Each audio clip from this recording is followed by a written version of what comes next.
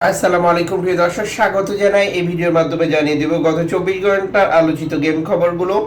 যা জানার পর বুঝতে পারবেন আপনি বর্তমান সময় এজিয়ান সাগর, ভূমধ্যসাগর এবং আটলান্টিক উপকূলের কি পরিস্থিতি 2026 সালের প্রথম থেকে যেটি চলছে। জানুয়ারি মাসের 12 তারিখ আপনি নিজে জানুন, একজনকে জানাতে এই ভিডিওটি শেয়ার করুন। চ্যানেলটি সাবস্ক্রাইব করুন, ফেসবুক পেজটি ফলো করুন আমাদের প্রতিদিনের আপডেট তথ্য প্রতিদিন দেখার জন্য।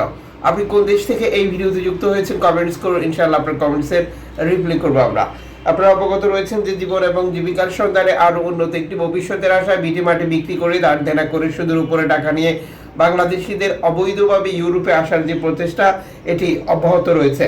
আর এই পরিস্থিতিতে লিবিয়ার থেকে আসা অভিবাসীদের বিভিন্ন আশ্রয় কেন্দ্রে রাখার বিষয় নিয়ে আবারও সামাজিক যোগাযোগ মাধ্যমে আলোচনা চলছে।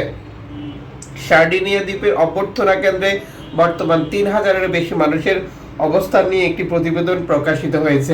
জর্জিয়া মেলোনির সরকার দায়িত্ব নেওয়ার পর থেকে যেখানে আগে 1539 জন অভিবাসী ছিল, রাইট নাও জর্জিয়া মেলোনির সরকার দায়িত্ব নেয়, এরপর থেকে এই কেন্দ্রটিতে শরণার্থী রাখার পরিসংখ্যান বর্তমানে 3033 হয়েছে, যেটি নিয়ে মূলত মানবাধিকার লঙ্ঘন বা অস্বাস্থ্যকর পরিস্থিতি, সুযোগ সুবিধা বঞ্চিত সহ আরো বহু অভিযোগ উঠেছে।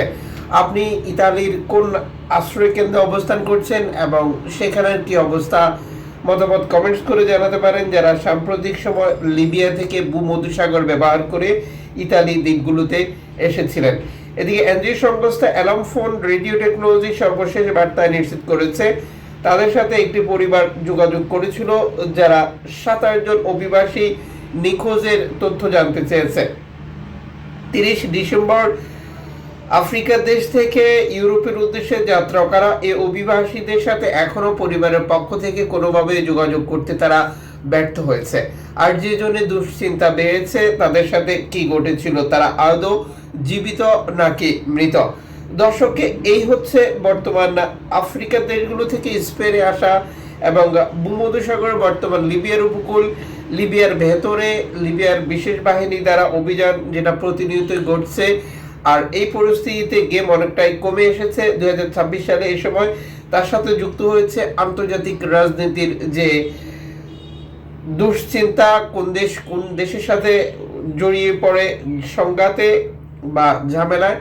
আর এই পরিস্থিতিতেও তুরস্ক থেকে গ্রিস এবং লিবিয়া থেকে গ্রিসে গেমের খবর রয়েছে অনেকগুলো। টোটাল পরিস্থিতির বিষয়টা হচ্ছে 2026 সালের প্রথম থেকে নৌকাডুবি দুর্ঘটনার মৃত্যু 2025 সালের প্রথমের ঘটনাকে মনে করিয়ে দিচ্ছে এই খাত বিশ্লেষকদের।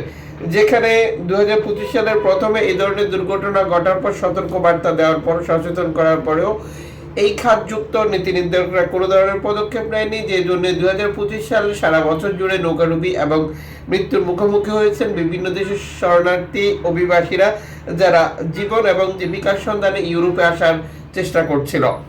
দর্শক যুক্ত থাকুন আর দেখতে থাকুন আপডেট তথ্য প্রতিদিন।